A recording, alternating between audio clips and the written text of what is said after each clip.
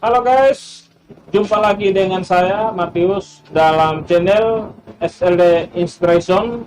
Saat ini kami berada di sebuah tempat wilayah Pudi, tepatnya di Pantai Pero, yang merupakan daerah pariwisata Kabupaten Sumba Barat Daya. Saat ini kami hadir di sini mau menyampaikan kepada pemirsa dimanapun berada bahwa sektor pariwisata sangat menunjang dan merupakan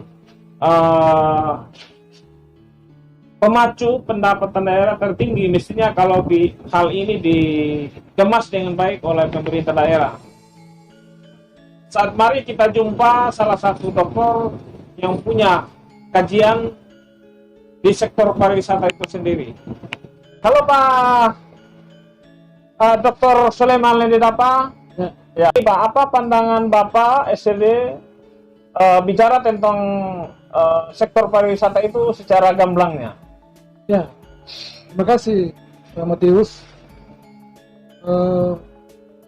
Pariwisata sebetulnya adalah primadona di Sumba Barat Daya untuk meningkatkan PAD, kemudian untuk memberdayakan masyarakat, mensejahterakan masyarakat, dan memajukan Sumba Barat Daya ini dengan catatan apabila dikelola secara baik dan benar. Panorama alam di pemukiman pesisir, terutama laut yang tersebar dari Pemboro, perbatasan Sumba Tengah dan sampai ke perbatasan Sumba Barat ini, sama sekali belum ada villa ataupun hotel yang dibangun. Kita kembali ke beliau, kita mau tanya, kira-kira langkah apa yang mestinya dilakukan sehingga ada pembangunan seperti villa dan hotel untuk menunjang pendapatan daerah itu sendiri, Pak Dokter? Ya, saya pikir banyak langkah yang bisa dilakukan oleh pemerintah daerah. Salah satunya adalah dengan menginventarisir semua lahan-lahan yang telah dibeli oleh pihak ketiga supaya bisa menghubungi semua ini pemilik lahan untuk mereka membangun kembali. Tapi ya, kendala saat ini kan sementara COVID, ya, masalah corona ini kan menjadi penghambat di seluruh dunia saat ini, ya. Oke lah, kalau masalah itu kita bisa memahami, tetapi mestinya ada grand design yang dibangun, yang dipikirkan, yang diatur, yang dimanage oleh pemerintah daerah dalam hal dinas pariwisata, sehingga pemanfaatan potensi yang ada ini betul-betul dikelola dengan baik, itu membangun infrastrukturnya, ya. PU harus mengarah ke sana. Kalau PU sudah masuk ke sana, itu PLN juga harus masuk ke sana. Kemudian pendidikan, kesehatan, ya, dan lain sebagainya itu mesti menuju ke sana. Mengedukasi masyarakat yang ada di situ, Pak Matius, ya, sehingga memberi multiplier efek yang besar bagi kemajuan pariwisata di Sumba Barat Daya ini. Nah, kita tahu sampai dengan saat ini pantai-pantai yang ada ini sebetulnya sangat berpotensi untuk dikelola oleh pemerintah atau pihak ketiga untuk memberi dampak yang besar, minimal pendapatan masyarakat, pendapatan asli daerah menambah untuk itu.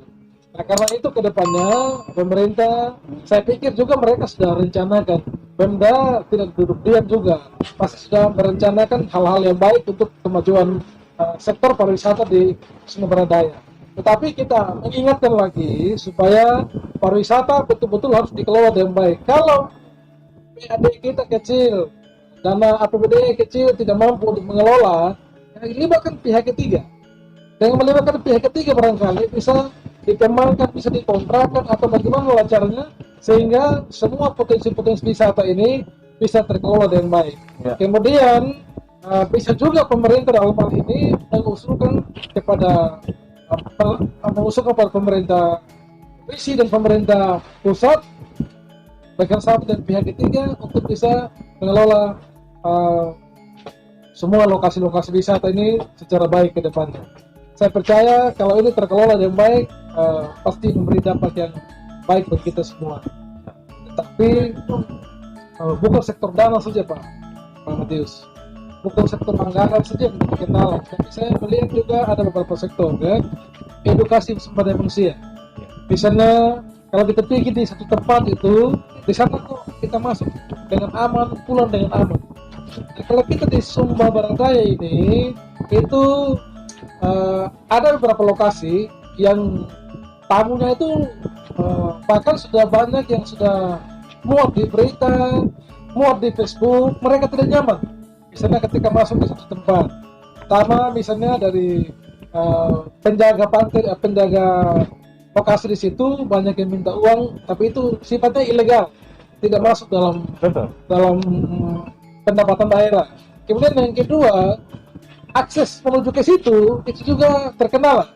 Yang ketiga, saya melihat juga sarana prasarana pendukung ketika seseorang atau wisatawan domestik maupun asing datang ke situ tidak memadai untuk dia bisa nyaman tinggal di situ.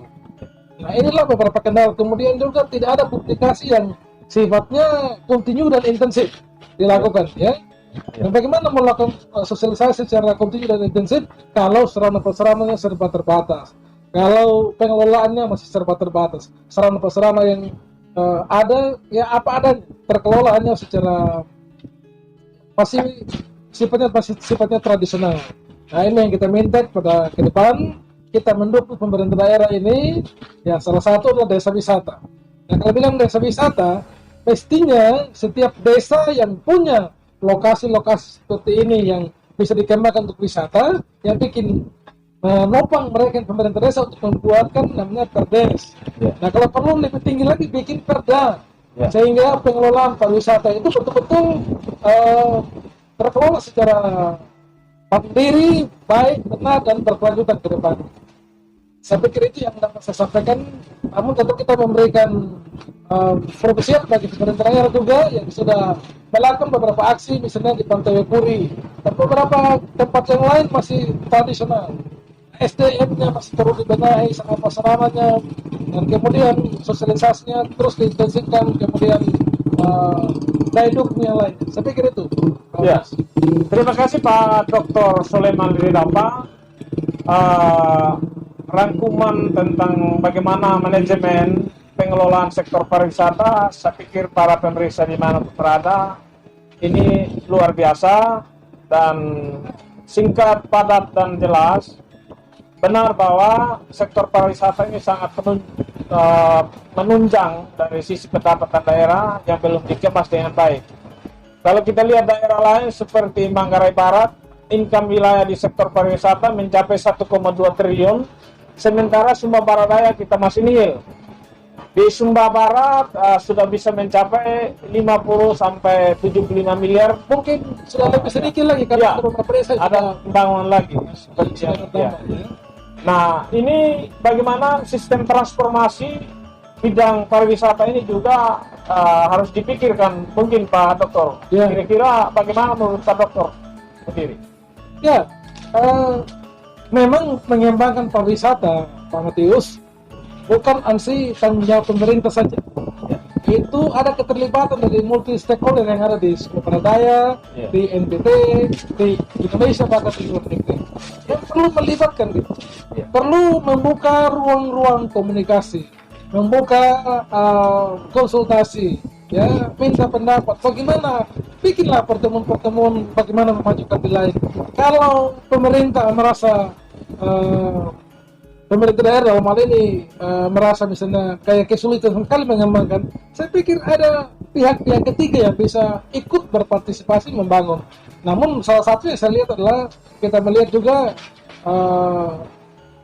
sudah ada pembangunan hotel bintang 5 juga di Kecamatan Kodi saat ini, ya, sementara dikerjakan. Nah, ini salah satu embrio sebetulnya untuk merangsang tumbuhnya pariwisata di Sumatera Daya ini.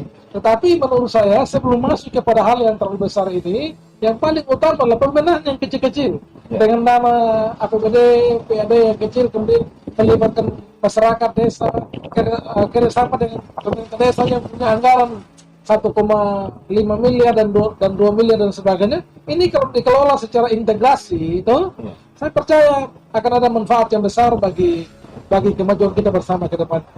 Tak bisa kita berpikir sesuatu yang besar tanpa melibatkan yang kecil, tanpa melakukan yang kecil. itu mau naik 100 tangga, tapi tangga 1, tangga 2 tidak pernah kita naik, tidak pernah sampai di tangga yang ke 100, gitu ya.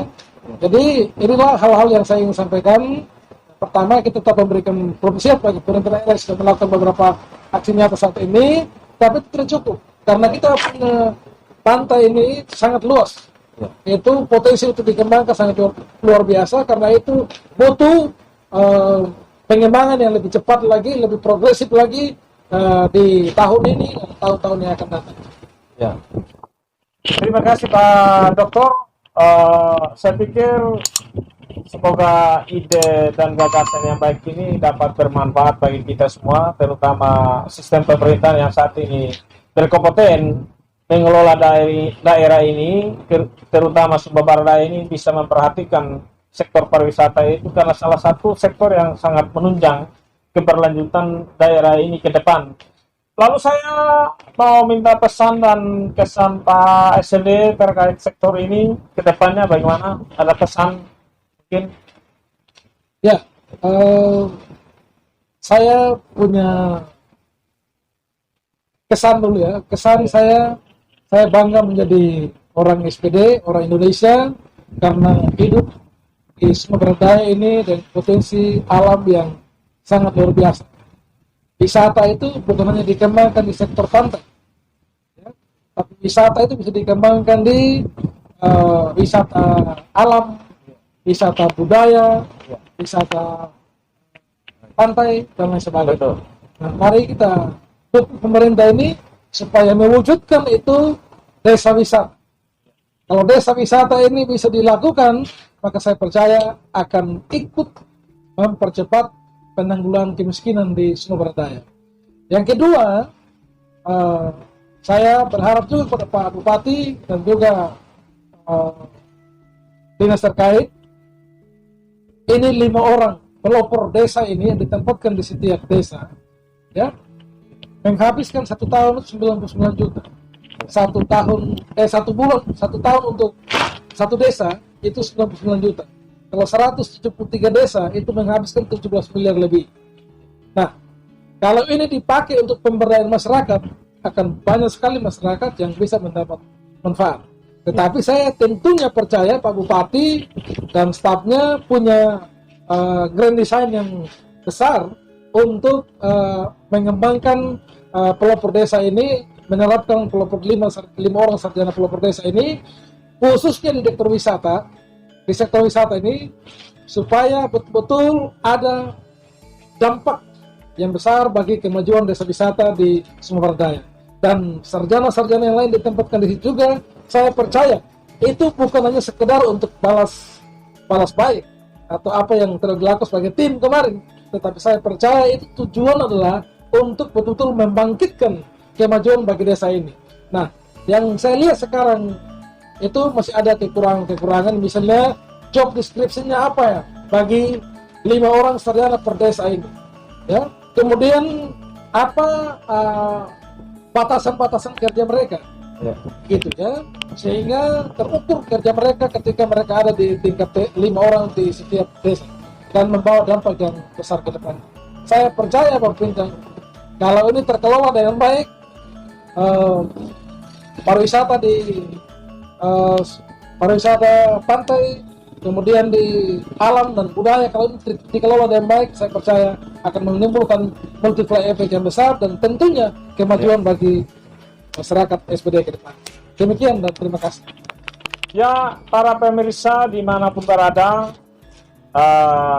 demikian ulasan kita pada sore hari ini yang berkaitan dengan sektor pariwisata. Semoga apa yang dibahas dan disampaikan, dikupas tuntas oleh Pak Dr. Sulaiman ini dapat bermanfaat bagi daerah ini, menjadi ide yang baik kalau digunakan. Karena memang